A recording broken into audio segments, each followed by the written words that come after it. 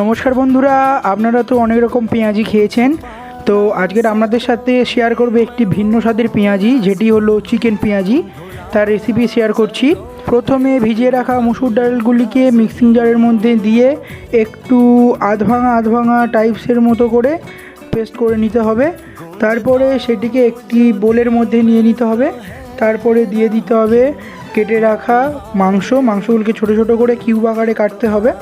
তারপরে দিয়ে দিতে হবে কুচিয়ে রাখা পেঁয়াজ দেওয়ার পরে দিয়ে দিতে হবে কুচিয়ে রাখা লঙ্কা। এরপরে দিয়ে দিতে হবে কুচিয়ে রাখা ধনেপাতা। আপনারা আদা রসুনের পেস্ট দিতে পারেন, কিন্তু আমরা দিইনি। তারপরে এর মধ্যে দিয়ে দিতে হবে লঙ্কা গুঁড়ো, হলুদ গুঁড়ো, জিরে গুঁড়ো এবং পরিমাণ মতো লবণ। দেওয়ার পর এটিকে খুব ভালো করে মিশিয়ে নিতে হবে।